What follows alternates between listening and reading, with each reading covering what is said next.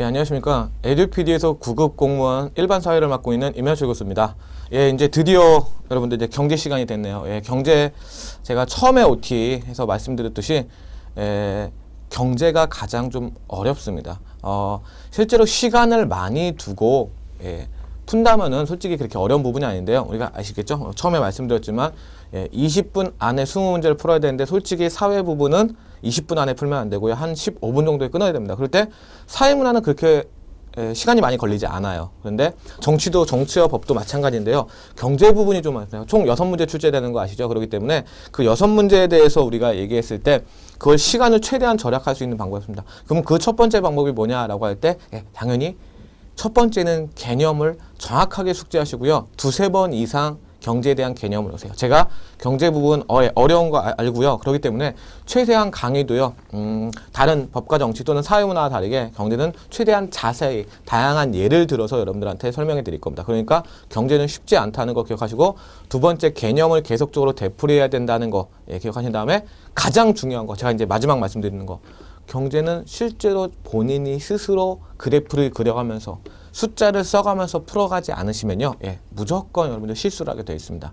경제가 이거예요. 옛날에 여러분들 고등학교 때나 중학교 때 다 수학 같은 거 해보셨죠? 수학 누가 설명하는 거 들으면 다 알아요. 아는데 막상 제가 딱 풀려고 그러면 안 되죠. 그거 똑같은 원리입니다. 그렇기 때문에 경제도요, 강의를 들으시면 다 이해가 가실 거예요. 근데 막상 자기가 본인의 스스로 딱 문제를 풀려고 할 때는 그게 쉽지 않습니다, 여러분들. 그렇기 때문에 계속적으로 강조드리지만 개념 두세 번을 계속적으로 개념을 이해하시고요. 그 다음에는 직접 문제를 그래프 그려보면서 푸셔야 됩니다. 일단 간단하게 경제 부분에서 여태까지 기출됐던 문제를 보면요. 일단 가장 중요한 부분 역시 그래프를 해석하는 부분입니다, 솔직히. 그래서 오늘도 나중에 이제 강의가 진행되면서요. 분명히 도표에 대한 해석 부분을 제가 자세히 말씀드릴 건데요. 자, 경제 부분은 6문제가 출제되고요. 특히 도표에 대한 부분이요. 즉 그래프에 대한 부분. 그래프는 잠깐 그리셔야 됩니다. 그 다음에 환율에 대한 부분 또는 국제무역에 대한 부분. 그런 것들이 있습니다. 자, 그럼 간단하게 여태까지 어떤 것들이 기출됐는지 잠깐 간략하게 한번 여러분들 살펴볼게요. 일단 첫 번째 일단에서는요. 경제생활의 의미입니다. 경제생활의 의미. 의미는요, 실제로 시장에 대한 분석과요. 그 시장에서 생산자가 누구인지 또는 소비자가 누구인지 이런 것들을 실제로 연습하는 것이 나올 겁니다. 자, 그 다음에 두 번째로는요, 계산하는 문제가 항상 나올 때 기회비용에 대해서 항상 나옵니다. 기회비용이요. 기회비용이라는 말은 말 그대로입니다. 기회비용은요, 계산을 하는 부분이고요. 이거는 강의 앞부분에 좀 다룰 겁니다. 이제 경제 강의 전체 중에 앞부분에 다룰 거고요. 자, 세 번째로 중요한 파트가 결국은 첫 번째 고비가 바로 수요 공급 곡선에 이어지는 변동과 그 다음에 공시생들의 가장 주적인 경제에서 가장 주적인 탄력성에 대한 얘기입니다. 탄력성에 대한 요 두 부분을 여러분들이 제대로 정리하시면 돼요. 그 다음에 이 부분이 왜 중요하냐 할 때 이 부분이 거의 그래프로 출제되기 때문에 그렇습니다. 그래서 그래프를 해석할 수 있는 능력을 키워야 되는 거 말씀드리고요. 그 다음에 이제 보통 크게 주제로 얘기하면 큰 주제만 얘기할 겁니다. 그때는 여러분들 이제 뒤로 넘어가서 실업률을 계산하는 게 나옵니다. 근데 단순히 실업률만 계산하는 게 아니고요. 여기다가 흔히 우리 나중에 배우는 GDP라는 경제 성장률의 개념까지 같이 들어갑니다. 거기다가 물가 상승률. 이 부분이 좀 많이 어려워하시더라고요. 비율 또는 변화율의 차이를 잘 인지하지 못하셔서요. 그래서 제가 그건 자세히 설명을 해드릴 겁니다. 그 다음에 이제 오히려 성인분들은 오히려 어렵지 않게 하는 부분이 있습니다. 이게 보통 환율이거든요. 환율은 실제로 성인분들은 보통 이제 해외여행이나 이럴 때 보통 이용하기 때문에 그렇게 많이 어려워하지 않습니다. 제가 또 그러한 팁을 드릴 거고요. 그 다음에 이제 가장 어려운 부분이 요 탄력성과 더불어 요 무역을 구하는 부분이에요. 무역에 대한 계산입니다. 그래서 각 나라 A국가, B국가가 서로 무역을 했을 때 어떻게 이용하고 그 다음에 그것이 기회비용으로서 어떻게 계산하는지 이걸 좀 많이 어려워하시더라고요. 그래서 요 부분 여러분들 좀 하시고요. 그 다음에 7번째로 보면요. 보통 이제 국제수지인데요. 국제수지는 뭐 생각보다는 어렵지 않습니다. 물론 이거 말고도 더 많이 출제되는 부분들이 있습니다. 그러나 실제로 이 부분들이 가장 변별력이 있는 부분이고요. 다 그래프를 해석하는 부분이기 때문에요. 여러분들이 이 부분을 좀 어려워하더라고요. 그래서 이 부분에 대한 것들을 저희가 본격적으로 연습하기 전에 자, 개념 확실히 얘기합니다. 제가 초반에 말씀드렸듯이요. 사회문화는 한두 번 정도만 돌리시고 문제를 많이 풀어보시면 성인 입장이 된 공시생분들은 그렇게 어렵지 않은 부분이 사회문화예요. 물론 사회문화에 도표한 문제가 좀 있긴 하지만요. 그 부분 연습하시면 되니까 괜찮습니다. 두 번째, 다시 한번 말씀드립니다. 법과 정치는 계속적으로 개념을 반복하셔서 거의 숙지, 암기 수준으로 하시면 그렇게 어렵지 않습니다. 물론 이제 정치 부분에 약간 이제 응용되는 게 있긴 하지만요. 그렇지만 문제는 이 경제예요. 경제는 개념을 할 때는 알고 있지만 실제로 자기가 본인이 직접 풀지 않으면 여러분들 좀 많이 헷갈립니다. 그래서 기본적인 내용들을 여러분들 다시 한번 개념 숙지하시고요.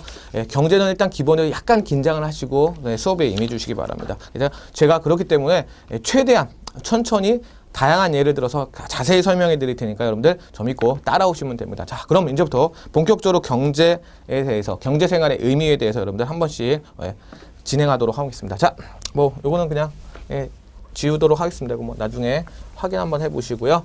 그 다음에 이제 본격적으로 저희가 진행되는 게 경제 생활의 의미입니다. 자, 저희는 기본적으로 말씀드립니다. 저희는 경제학을 배우진 않습니다. 경제학을 배우는 게 아니고요. 경제 문제를 배우는 겁니다. 그렇기 때문에 실제로 경제가 어떤 것인지는 알고 가야죠. 물론 경제학처럼 뭐 그래프 나오고 그 다음에 수식 나오고 이런 거는 좀 지양하겠지만 그래도 기본적으로 경제를 배울 때 도대체 경제가 무엇이냐라고 하면서 가장 많이 출제되는 부분의 문제이기도 합니다. 그렇기 때문에 기본의 개념부터 여러분들이 다시 한번 정리를 해 두시는 시간을 갖도록 하겠습니다. 자, 그럼 보시면요. 일단 이렇게요. 도대체 경제 생활을 할 때 경제가 무엇이냐라고 합니다. 경제. 그럼 경제학을 정의 내리는 건 어렵죠. 예를 들어서 제가 예전에 대학교에서 경제 수업을 들을 때 교수님께서 그러시더라고요. 갑자기 딱 오더니 학생 경제가 뭔 것 같아? 라고 하니까 에? 이러고 있죠. 그때 교수님이 한 가지 있어요. 경제? 한 단어만 외우면 돼 라고 합니다. 그게 뭡니까? 뒤에 있다 나중에 내 뒤에 강의에서 배울 기회비용입니다. 기회비용이라는 얘기는요. 쉽게 말씀드려서 우리가 경제생활을 하는 가장 큰 이유가 뭐냐라고 할 때 자원이 부족해서 그래요. 인간의 욕구보다. 우리가 뒤에서 되게 중요한 개념이 희소성을 배울 겁니다. 결국 뭐냐면은 우리는 항상 어떠한 선택에 직면한다고요. 그 선택에 직면했을 때 각자 그 경제의 선택에 직면한 주체는 무엇이고 과연 무엇을 대상으로 그러한 선택을 하느냐에 따라서 배우면 되는 겁니다. 그래서 경제는 기본적으로요. 희소성과 기회 비용의 학문입니다. 그건 뒤에 이제 나중에 자세히 할 거고. 그렇기 때문에 그걸 염두에 두시면서 경제란 쉽게 정의 말하면요. 자, 경제 주체가요. 오늘 다 배울 내용입니다. 이번 강의에서요. 경제 주체가 경제 객체, 객체를요. 그 다음에 생산, 소비, 분배 하는 활동을 경제 활동이라고 합니다. 이게 경제예요. 실제로. 그럼 우리가 이제 하나씩 쪼개 배우면 되죠. 나눠서. 경제 주체가 누구이며 경제 객체는 뭐냐, 대상이 되는 건 뭐냐, 그것이 생산, 소비, 분배의 뜻이 무엇이냐를 먼저 정리하시면 됩니다. 자, 그래서 이걸 하나씩 정리하는 게 오늘 경제생활의 의미를 이해하는 거고, 그 다음에 중요한 제가 그림 같은 거 하나 그려드릴 겁니다. 반드시 숙지하시고 오늘 확인해 주시기 바랍니다. 자, 첫 번째 그럼 경제 주체는 누구냐라고 하는 게 먼저입니다. 경제 주체요. 자, 경제 주체는 크게 네 부분으로 나눕니다. 첫 번째가요. 가게입니다. 가게, 여의예요, 여러분들. 여의니까 뭐예요? 구멍가게 이런 얘기 아니고요. 가게는 우리 가정을 의미하죠. 우리 개개인들의 가정, 개개인들을 의미하는 겁니다. 그게 바로 뭐 개인이라고 이해하셔도 좋고요. 일개 그냥 가정이라고 얘기하십니다. 그게 첫 번째 경제 주체입니다. 두 번째 주체는 뭐냐? 당연히 각종 재화나 물품을 생산하는 기업이 되겠죠. 기업이 됩니다. 그럼 세 번째는 뭐냐? 우리나라 경제가 가게하고 기업만 갖고 이럽니까? 아닙니다. 각종 경제 정책을 세우는 정부가 필요하죠. 그래서 정부가 세 번째 주체가 되는 겁니다. 그럼 또 하나 주체는 뭐냐라고 또 정부 하면 끝나지 않나요? 라고 할 때 우리 지금 글로벌 사회에 살고 있죠. 글로벌 사회에서의 또 하나의 주체는 우리가 보통 외국이라고 얘기하죠. 외국. 보통 그래서 우리가 요 세 개를 묶어서 요 세 개, 위에 거 세 개를 묶어서 그 전에 요 두 개를 먼저 묶으면요. 요 두 개를 먼저 묶을 때 우리가 이것을 민간 부분이라고 하고요. 그 다음에 가계 경제, 정부까지 묶은 것은 우리가 국내 경제라고 하고요. 그 다음에 이제 외국까지 묶는 부분은 우리가 국제 경제라고 하는 거죠. 보통 우리가 무역 이외에서는요, 요 안에까지만 배웁니다. 무역 때문에 이제 근데 굳이 외국의 경제 체제를 배우지는 않고요. 외국 무역에서 우리나라가 어떻게 무역이 이루어지고 그때 얼마만큼 상호 이익이 되느냐 그 계산하는 문제 그것만 여러분들 정리하시면 되고요. 실제로 가장 중요한 국내 경제의 주체는 가계, 기업, 정부 이렇게 세 개가 된다는 거 여러분들이 기억하시면 됩니다. 자, 그럼요. 가계는 어떤 걸 추구하는 주체냐라는 거죠. 자, 근데 제가 기본적으로 말씀드려 경제 생활의 가장 큰 이유는요.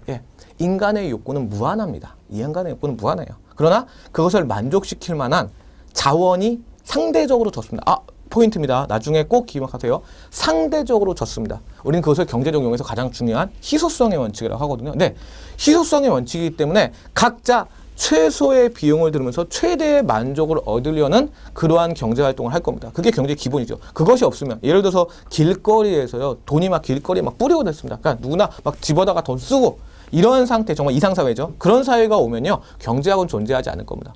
경제라는 것이 존재하는 가장 근본적인 이유는 다시 한번 말씀드립니다. 자원의 희소성 때문에 항상 효율성을 추구해야 됩니다. 그런데 문제는요.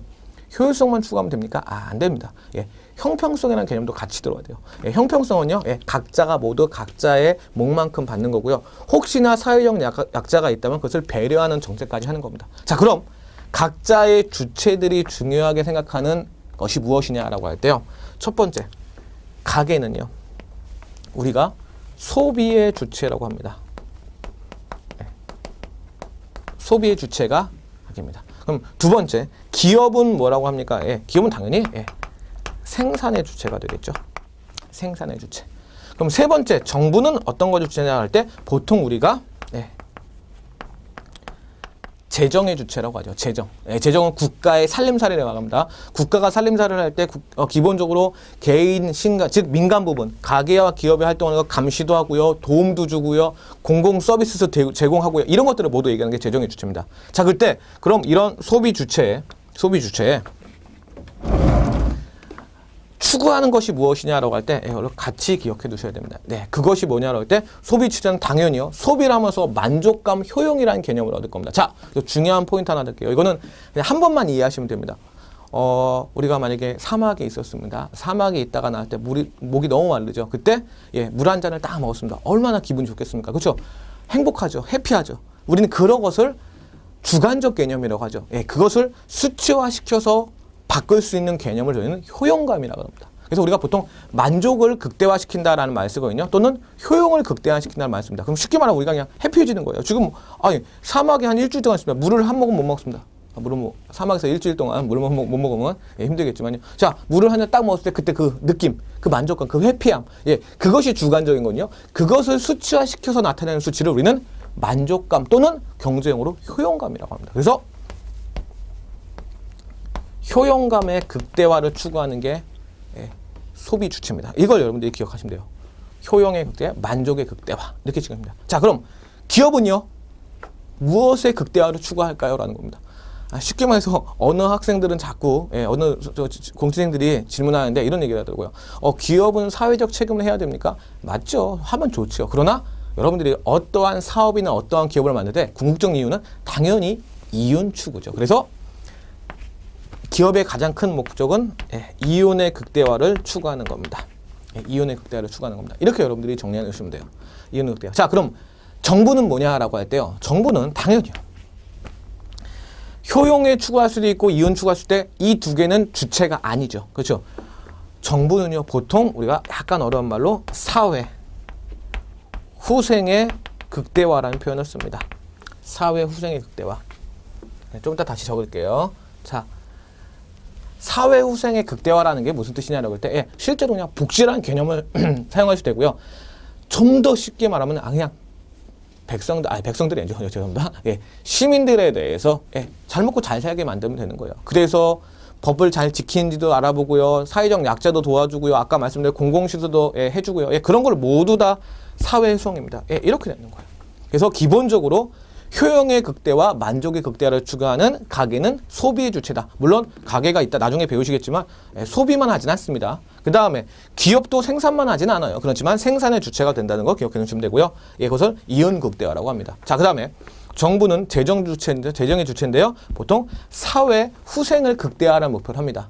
따라서 이때 볼 때 가장 중요한 포인트 하나 정리하시죠. 자, 요 두 개는요. 우리가 아까 잠깐 언급했던 효율성을 극대화시키는 게 목표고요. 그렇죠? 내 효용에 만족성, 최소 비용을 들이고 최대의 효용 만족감을 얻는 것.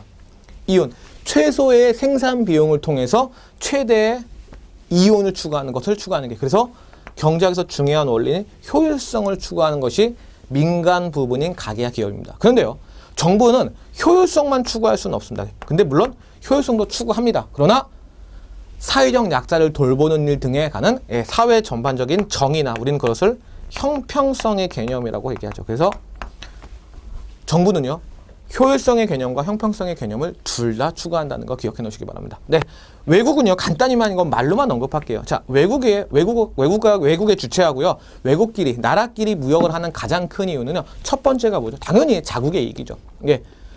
무역을 하는 원조 같은 거 말고요. 뭐 어떤 나라 가난 나라의 원조 말고요. 실제로 가장 먼저 무역을 하는 큰 이유는요. 상호 이익이죠. 그래서 자국의 이익을 위해서 먼저 하고요. 두 번째, 상호 혜택이 됩니다. 그 두 개가 바로 외국, 즉 외국 경제 주체, 다른 나라에 있는 거.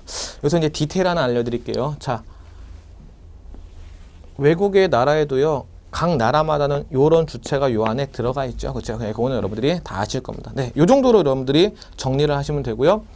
소비의 주체, 생산의 주체, 물론 두 개만 하지 않습니다. 뒤에 자세히 배울 거지만 정부도 생산도 하고 소비도 합니다. 그거 두 가 다 기억을 해 두셔야 되고요. 우리는 그것을 기억하셔야 됩니다. 자, 나중에 따로따로 분명히 그 경제 파트에 오면요, 가계를 따로 배우고 기업을 따로 배우고 정부를 따로 배웁니다. 그때 이걸 다시 언급하고 그때 좀 세밀하게 할 겁니다. 자, 그때 여러분들 오늘 첫 번째 시간, 자, 경제의 첫 번째 시간이요.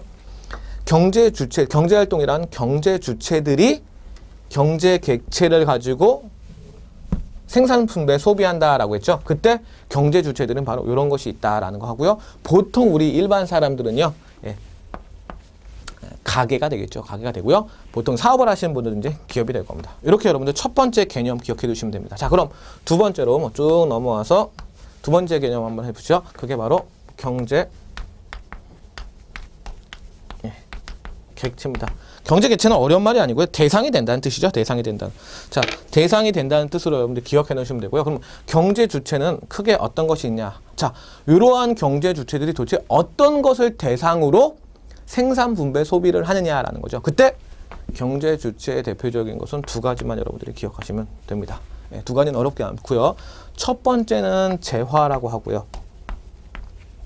두 번째는 서비스라고 합니다. 근데 보통 서비스를 보통 용역이라고 말을 쓰는데 저는 용역이란 말보다는 서비스라는 말이 훨씬 더 맞는 말 같습니다. 그래서 재화 서비스입니다. 자, 그럼 재화는 뭐고 서비스는 뭐냐라고 할 때요. 꼭 이 말을 기억하셔야 돼요. 인간에게 만족감, 효용감을 주는 유형의 재화입니다. 유형의 재화를 우리는 유형의 물품을 재화라고 하고요. 그럼 대표적인 거죠. 우리가 뭐 물을 마시든지 아니면 옷을 입든지 이런 거 다 유형의 재화, 유형의 재화죠. 그럼 서비스는 뭐냐? 효용감, 만족감을 주는 무형의 활동입니다. 그래서 여기는 무유형의 물품이라는 말을 썼을 때 서비스는요, 무형의 활동이라고 기억하시면 됩니다. 무형의 활동이요. 제가 지금 하고 있죠. 저는 지금 뭘 하고 있습니까? 강의 서비스를 생산하고 있습니다. 저는 제가 무슨 여러분들한테 물질적인 게 드리는 거 아니잖아요. 그럼 저는 뭐예요? 하는 거예요. 그 다음에 대표적으로 밖에 말씀드려요. 의사 선생님의 진료, 그렇죠? 그거 의료 서비스를 여러분한테 제공하고 그거에 대한 대가로 돈을 지불하고 하는 거죠. 그거 말하는 겁니다. 그래서 인간에게 만족감이나 효용감을 주는 모든 무형의 활동을 서비스라고 하고요. 그 다음에 쉽게 뭐 무형의 활동, 유형의 물품을 얘기하니까 뭐 이건 어렵지 않을 겁니다. 따라서 재화, 서비스가 객체입니다. 자, 이제 마지막 하나 남았죠. 경제활동의 의미에서 뭐 남았습니까? 네, 경제 주체 쭈르륵 했죠. 네, 경제 대체. 자, 경제 주체인 가계, 기업, 정부가요. 일단 뭐 거기까지만 얘기할게요. 경제 객체인 재화의 서비스를요. 자, 그 다음에 이제 중요한 거 하나 하셔야 됩니다. 이건 좀 여러분들이 정리를 하셔야 되고요. 그럼 첫 번째가 아까 제가 이렇게 썼습니다. 생산. 두 번째가 소비. 세 번째가 분배입니다. 자, 여러분들 기억하셔야 돼요. 여러분들이 그냥 일상적인 생활에서 알고 있는 생산, 소비, 분배를 얘기한다면 제가 여기다 이렇게 쓰지 않겠죠. 그리고 여러분들이 정말로 경제를 잘하기 위해서는요, 경제적인 마인드를 가셔야 되고요, 경제적인 개념에 입각해서 해야 돼요. 자, 그럼 어떤 것이 생산이냐라고 할 때요, 자, 누구나 다 아는 겁니다. 가치를요, 첫 번째 창조하는 거예요. 만드는 거죠. 그렇죠? 어떤 옷을 만들었습니다. 누가 옷을 만들었어요. 그 옷이라는 것은요, 당연히 만든 거죠. 창조죠, 창조. 부가가치, 즉 가치 있는 것을 만드는 것을 우리는 창조라고 합니다. 그럼 이거는 원래 누구나 알고 있는 뜻이기 때문에 쉽습니다. 따라서 당연히 경제에서 이런 개념을 물어보지는 않아요. 그렇죠? 그럼 여러분들 어떤 그 다음 것이 뭐냐? 우리가 뒤에 알거든 뒤에 거죠. 뒤에 게 뭐냐라고 할 때, 어떤 제어와 서비스를 어떻게 합니까? 창조, 만드는 것뿐만이 아니라 그것의 가치를 창조하는 겁니다. 가치를 창조하고 그것을 증대시키고요. 그것을 유지시키는 것이 모두 다 생산입니다. 그럼 여러분들 이게 경제학적 마인드예요. 자, 그럼 보세요. 만드는 건 뭐 따로 얘기 안 하겠습니다. 도대체 가치를 증대시키는 게 뭐냐라고 합니다. 자, 우리 쉽게 얘기할까요, 여러분들? 우리나라는 각종 데이들이 많아요. 그렇죠? 뭐 화이트데이, 발렌타인데이, 좀 있으면 나중에 좀 오면 화이트데이, 빼빼로데이, 삼겹살데이, 삼삼데이, 별게 다 있죠. 그때 여러분들 만약에 우리가 보통 이제 얘기할 때 화이트데이라고 얘기할까요? 화이트데이가 아마 사탕일 겁니다. 제가 잘 몰라갖고 그렇습니다. 자, 이렇게 여러분들 그거 아시죠? 이렇게 추로 시작하는 이렇게 막대 이렇게 사탕 아시죠? 막대 사탕. 예, 그걸 10개 삽니다. 검은 비닐봉지에 쌌습니다. 그리고 검은 비닐봉지에 놓고 사람들한테 팝니다. 예, 개당 얼마나 할까요? 라는 거예요. 그런데요, 그 추라고 하는 그 막대 사탕을요, 10개를 사서 묶어서 테이핑을 한 다음에 꽃 모양으로 만듭니다. 여러분들 딱 2개가 같이 놓여있다고 생각해 보세요. 그냥 검은 봉지에 있는 막대 사탕 10개. 그 다음에 그것을 꽃 모양으로 이렇게 만들어서 넣고, 여러분들 같은 건 어떤 걸 사시겠어요? 그리고 어떤 게 흔히 말해서 가격이 비싸질까요? 라는 거죠. 그럼 당연히 여러분들 똑같은 내용이 다릅니까? 이쪽은 불량품이고 이쪽은 아니죠. 둘 다 똑같은 내용인데도 불구하고 분명히 우리가 밖에서 봤을 때의 느낌은 다를 겁니다. 그렇죠? 이해하시죠? 자, 그때 우리는 당연히 똑같은 내용물이 있지만 그것의 가치를 증대시키는 활동을 했어요. 그게 바로, 따라서 여기에는 뭐가 들어가냐면요, 대표적인 게 포장 같은 것도, 이런 것도 여러분들 대부분 다 그런 겁니다. 그리고요, 또 중요한 거 하나 있습니다. 이 뒤에요, 유지라고 나와 있죠. 자, 신선도가 필요한 것들이 있죠. 그래서 빨리 운송을 해야 됩니다. 빨리 배달을 해야 됩니다. 이런 거예요. 자, 우리가 보통 요즘에 가장 많이 받는 것들이 이제 집에서 보통 택배 서비스를 많이 받죠. 제가 지금 뭐라고 했습니까? 택배 서비스라고 했습니다. 그렇죠? 그 물품을 오는 것은요, 물품을 그 회사에서 제가 주문한 물품이 오는 거, 그 물품은 자, 뭐죠? 재화죠. 제가 만족감 있는 거. 그렇죠? 근데 우리 택배 기사님들이 저희에게 그걸 배달해 주죠. 신속하게 배달해 주는 거 보면 그건 유형의 물건이 아니죠. 뭐예요? 무형의 활동이죠. 그 택배 기사님이 빨리 줘야죠. 저 빨리 받고 싶으면 빨리. 특히 신소도가 필요한 거. 예를 들어서 꽃다발을 시켰습니다. 일주일 뒤에 배송 시간이 일주일이 걸려요. 다 상해요. 그렇죠? 그럼 무슨 가치가 있습니까? 가치를 유지시키는 것도. 즉, 운송, 배달, 이런 것도 다 생산입니다. 그럼 여러분들이 생산의 의미를 다르게 하셔야죠. 기존에 만드는 것만이 아니다. 이건 솔직히 중요하지 않습니다. 누구나 다 아니기 때문에. 그럼 그건 뭐예요? 증대시키고 유지시키는 모든 활동. 그래서 포장, 운송, 배달, 이런 것도 모두 다 생산이라는 거 기억하세요. 자, 그럼 뭐예요? 운송 서비스를 생산하는 사람도 있고요. 택배 기사님들은 대표적으로 배달 서비스를 생산하고요. 그렇죠? 그 다음에 여러분들은 지금 저의 무형의 활동인 강의 서비스를 맡아서 저는 강의 서비스를 생산하고 있죠. 저는 강의 서비스, 제가 어떤 물품을 드리는 건 아니라 저는 강의 서비스를 생산하고 있는 사람이고, 여러분들은 강의 서비스를 소비하고 있는 소비자죠. 그렇게 여러분들이 이해하시면 됩니다. 그래서 생산이란 개념은요, 요 2개의 개념도 같이 여러분들이 꼭 기억합니다. 이게 기본의 경제적 내용입니다. 두 번째, 소비도요, 무엇인가 다릅니다. 그러니까 예를 들어서 소비, 쓰는 거, 이렇게 얘기하면 경제학 개념이 아니죠. 소비는요, 원래 정의를 얘기하면 이렇게 얘기하는 거죠. 인간에게 만족감을 주는 모든 활동을 소비라고 하죠. 사실 물 먹을 때 만족감 있잖아요. 그렇죠? 새로운 옷, 새로운 핸드폰 살 때 만족감 있는 거, 그런 거 소비입니다. 그런데요, 그럼 여기는 다행히 우리가 알고 있는 소비의 개념과 가장 유사합니다. 그래서 그렇게 이해하시면 되는데요. 단 하나의 차이만 있습니다. 소비는요, 무조건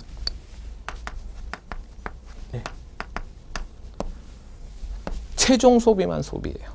무슨 말인가요? 네, 이해 안 가시기 때문에 제가 두 가지로 구분을 해서 예를 하나 드릴게요. 자, 보세요. 물론 저희 집은 그렇지 않지만, 저희 집은 아니 또 이제 외할머니, 외할아버지께서 이제 쌀을 보내주시지만, 보통 우리 집에서 마트에 가서 쌀을 사죠. 자, 일반 가정에서 쌀을 삽니다. 왜 사요? 먹으려고요. 소비하려고. 그렇죠? 그럼 우리가 가정에서 쌀을 소비할 때, 마트에서 쌀을 샀다라고 할 때는요, 네, 이건 소비입니다. 그렇죠?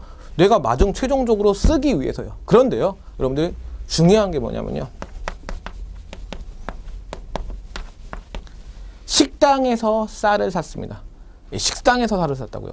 식당에서는 쌀을 산 이유가 뭐죠? 예, 간단합니다. 자기가 먹기 위해서가 아니고 그걸 통해서 다른 사람에게 팔기 위해서죠. 그러면 이 식당에서 사는 쌀은요, 소비가 아니고 얘는 중간 소비에서 이꼴, 얘는 생산의 영역에 해당되는 거예요. 중간 생산물이 되는 거예요. 그러니까 여러분들이 반드시 무엇인가를 썼다고 해서 소비라고 생각하시면 안 되고요. 그렇죠? 꼭 기억하셔야 됩니다. 여기서 쉽게 말씀드리면 이렇게 할게요. 우리가 취미생활로요, 요즘에 사진 많이 찍죠. 사진기를 샀습니다. 예, 그건 제가 만약에 취미생활로 제가 소비하기 위해서 산 거는요, 그건 소비예요. 그러나 일단 작가님들이나 어떤 그 예술을 하신 분들이 카메라를 샀다면 자신의 가치를 생산하기 위한 중간 소비가 되죠. 중간 소비는 생산의 영역입니다. 반드시 구분해 주셔야 합니다. 소비는 딱 그거 하나만 체크해 주시면 됩니다. 예, 어렵지 않습니다. 그렇죠? 자, 마지막으로 분배에 대한 개념이죠. 자, 분배에 대한 개념이 그렇게 어렵지 않습니다. 예, 분배에 대한 개념은요. 자, 분배는 기본적으로 나눠주는 거다. 예, 이렇게 이야기하면 안 되죠. 그럼 분배는 뭐냐라고 할 때 반드시 여러분들이 외워둬야 될 정리였습니다. 자, 생산활동에 참여하는 대가로 받는 겁니다. 이게 분배입니다. 단순히 나눠주는 게 아니고요. 그럼 생산활동에 참여하는 것이 무엇인지를 알아야죠. 우리는 생산활동에 참여하는 것을, 예, 이건 아마 여러분들이 중학교 때나 고등학교 때, 아마 고등학교 때나 이럴 때 한번 약간 배우신 적도 있을 겁니다. 우리는 이런 거를 그냥 쉽게 말해서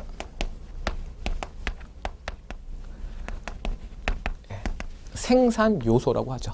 보통 생산 요소를 가지고 생산을 합니다. 이해가시죠? 자, 그럼 생산 요소를 제공한 대가로 받는 게 분배입니다. 이건 되게 따로 정리를 하셔야 돼요. 자, 그럼 보시면요. 그러면 생산 요소가 뭐냐라고 할 때 보통 네 가지가 있죠. 우리가 생산 요소의 3요소 하면요, 가장 고전적인 노동이 있고요. 예, 자본이 있습니다. 이해가시죠? 자본. 오케이. 자, 그 다음에 토지가 있죠. 그 다음에 마지막으로는 뭐가 있죠? 요즘에 이제 근대 경제학이 들면서, 지금 현대 경제학이 들면서 가장 중요한 요소로 자리 잡고 있는 경영입니다. 자, 그럼 여러분들이 가지고 계실 것들이 이 네 개예요. 잘 들으세요. 노동은요, 일반 우리가 가게가 갖고 있는 겁니다. 예, 노동 갖죠. 노동을 제공한 대가로 임금을 받죠. 그렇죠? 예, 그럼 첫 번째 노동의 대가가 뭡니까? 예, 임금입니다. 저는 노동을 갖고 있습니다. 제가 노동을 제공한 대가로 임금, 수입을 얻죠. 네, 그게 첫 번째입니다. 자, 두 번째, 자본이요. 자본은 여러분들 경제에서 미리 말씀드립니다. 돈으로만 생각하시면 안 됩니다. 자본의 개념은 돈이 아니에요, 여러분들. 그렇죠? 자본의 개념은 돈이 아니고요. 예를 들어서 이런 거겠죠. 어떤 사무실을 제가 사무실 하나 냈습니다. 예를 들어서 말도 안 되겠지만 제가 변호사 사무실을 냈습니다. 그럼 변호사 사무실 낼 때 건물을 얻는 것도 있죠. 근데 그거 말고요, 그 안에 컴퓨터, 그 다음에 책상, 에어컨 등등등이 다 자본이에요. 그럼 그런 자본을 포함해서 이제 돈도 당연히 들어가고요. 그런 자본을 제공한 대가, 여러분들 자본을 투자하면 뭘 얻을 수 있습니까? 네, 그거에 대한 이자를 얻죠. 네, 우리가 보통. 자, 그 다음에 토지, 건물. 제가 건물주예요. 꿈이죠. 모든 21세기 대한민국의 모든 일반 사람들의 꿈이 토지입니다. 그렇죠? 건물을 갖거나 땅을 갖는 거. 나중에 제가 이제 경제 어쩔 수 없이 경제 얘기를 하면서 우리나라 경제 얘기를 어쩔 수 없이 이제 관련된 걸 해드릴 텐데요. 자, 미리 첫 시간부터 잠깐 말씀드리냐면, 제 주변의 사람들도 마찬가지고요. 특히 우리나라에서 경제 생활을 이끌고 있는 주축인 30대, 40대들이 모여서 술자리에서 맨날 얘기하는 게 뭐냐면, 땅값, 아파트값 얘기예요. 근데 좀 개인적으로 경제학을 전공하는 사람으로서 약간은 회의가, 경제학 이제 일반 사회를 전공하는 사람으로서 약간 회의가 되는 게요. 어떻게 만나서 자기 일의 발전에 대해서 얘기하지 않고 보면 부동산 주식 같은 거 얘기하는 게 좀 웃기긴 해요. 그래서 모든 사람들의 꿈이 뻔합니다. 건물주예요. 그래서 건물주 막 짜게고 건물주에 다시 뭐 금수저 이런 얘기 나오죠. 좀 개인적으로 안타깝습니다. 우리가 과연 건물주의 삶이 모든 이들의 건물주의 삶이 모든 이들의 목표가 되는 사회가 바로 건전한 사회인가라는 것은 우리가 한 번쯤은 되돌아볼 그런 것입니다. 나중에 이제 여러분들은 합격하시고 꼭 한번 실무에 하실 때 한번 확인해 보시기 바랍니다. 자, 토지를 제공하면 우리는 보통 지대라는 것을 받거나 또는 임대료라는 걸 받죠. 그럼 여러분들 지금 임금, 이자, 지대, 임대료가 다 분배입니다. 그 다음에 앞에 건 다음에 생산 요소고요. 그 다음에 경영을 제공한 대가로는 보통 우리가 이제 이윤을 받죠. 이윤.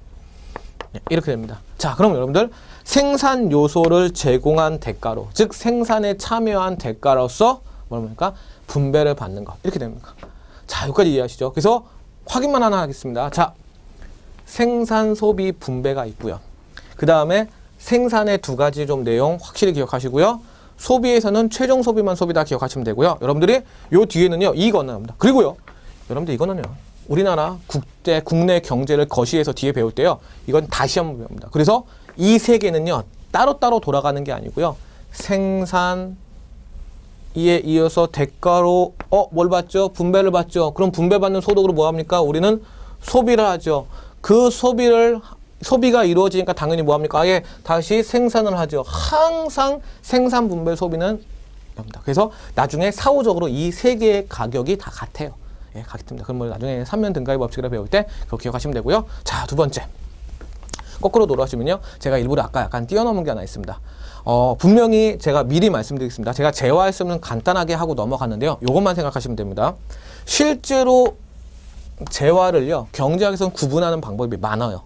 실제로 여러분들은 제가 하나씩 다 말씀드릴 겁니다. 그렇죠? 그때 제가 오늘은요, 첫 시간에서는요, 나올 때마다 말씀드릴 겁니다. 지금 다 얘기를 해주고 싶어도 여러분들이 이해할 수 없는 개념들이 있어요. 뒤에 어떤 걸 배우고 그래프를 배워야지만 이해할 수 있는 개념이 있기 때문에 제가 오늘 지금 이 순간에 설명할 수 있는 건 지금 설명드리고요. 없는 거는 이런 것만 있습니다. 이건 나중에 뒤에 나오면 배울 겁니다. 라고 여러분한테 말씀드릴게요. 그럼 첫 번째, 가장 우리가 재화에서 첫 번째 구분할 수 있는 게 뭐냐라고 할 때, 이건 가장 쉬워요. 이건 오늘 해도 됩니다. 이건 자유재와 그 다음에 경제재의 얘기입니다. 제가 미리 말씀드립니다. 자유재와 경제재는요, 뒤에 수요와 공급 그래프를 배워야지 다시 한번 이해할 수 있습니다. 그러나 그건 그때 다시 한번 간략히 확인만 하면 되는 거고요. 오늘은 자유재와 경제에 대해서 개념적으로만 얘기해요. 자, 경제재, 희소가치가 있어서 사람들이 경제재를 얻으려면, 취득하려면 반드시 대가를 지불해야 되는 겁니다. 대부분의 우리나라의 모든 물품들은 다 경제재입니다. 그렇죠? 그럼 이거는 뒤에서 중요한 개념이지만 희소성이 있는 겁니다. 자, 희소성 계속 제가 아까부터 얘기했죠. 희소성은 다음 강의에서 자세히 설명할 겁니다. 자, 경제재는요, 쉽게 말해서 우리가 그것을 얻으려고 할 때, 취득하려고 할 때 대가를 반드시, 왜? 누구나 가지려고 하기 때문에 그 대가를 반드시 치러야 돼요. 그런 경제재요. 우리나라 모든 겁니다. 그럼 자유재는 뭐냐라고 할 때요, 우리가 희소성이 없기 때문에 누구나 원할 수 있는 거예요. 그래서 희소성이 없기 때문에, 희소성이 없고 여기는 어떠한 얻을 때 대가를 치르지 않습니다. 대표적인 게 뭡니까? 공기예요. 공기예요. 근데 여러분들이 이제 되게 중요한 개념을 이따 배우실 거예요. 희소성 할 때. 공기가, 그쵸? 공기는 분명히 인간에게 너무나 중요한 거죠. 그런데 우리가 그것을 경제자로 부르진 않아요. 왜요?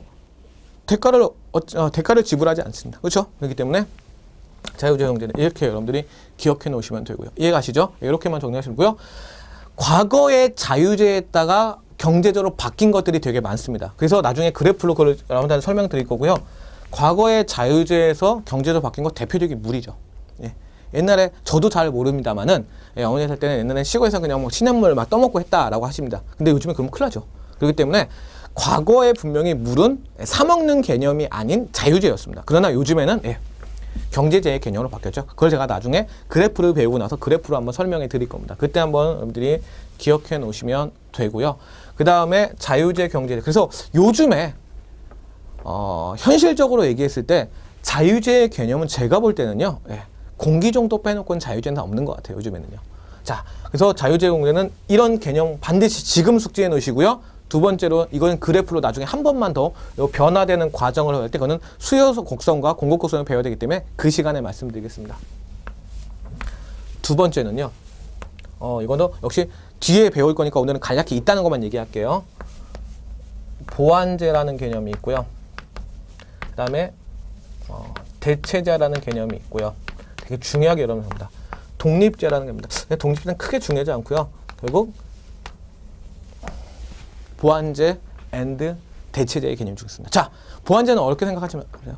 같이 써야지 효용이 올라가는 거예요. 증대되는 거죠. 뭐가에서 콜라 햄버거, 치약, 칫솔 이런 것들이 대표적인 보완제입니다. 대체제는 뭡니까? 서로 대체할 수 있는 거, 똑같은 만족을 하는 거. 누구는 햄버거 먹을 때 사이다 먹습니다. 누구는 햄버거 먹을 때 콜라 먹습니다. 그럼 콜라하고 사이다는 대체제죠. 전혀 관련이 없는 제들을 독립제라고 합니다. 그런데 나중에 이거는 정말 중요하게 배울 여러분들이 그래프 중에 중요하게 배울 내용이기 때문에 나중에 다시 언급하도록 하겠습니다. 자, 그 다음에 세 번째입니다. 세 번째가 제가 아까 말씀드렸지만 이게 탄력성에 나오는 부분이거든요. 탄력성에 나와서 상당히 중요한 부분이 하나 있습니다. 그게 뭐냐? 하나는 정상제고요. 정상제. 하나는 열등제입니다. 자, 지금은요. 미리 필기해 놓으세요. 제가 말로만 말씀드리고요. 이건 지금 탄력성 나올 때 제가 중요하게 말씀드립니다. 자, 정상제는 정상적인 제품이 아니고요. 열등제는 열등적인 제품이 아닙니다. 그런 단순한 논리가 아니고요. 다시 한번 말씀드립니다. 정상제는요. 제 말 잘 드세요. 소득이 높아짐에 따라 그 소비가 늘어나는 것들을 증가되는 것들을 정상제라고 합니다. 우리 대부분의 상품들이 그렇죠. 정상제라고 얘기할 때는요. 제가 지금 소득이 높아지면요.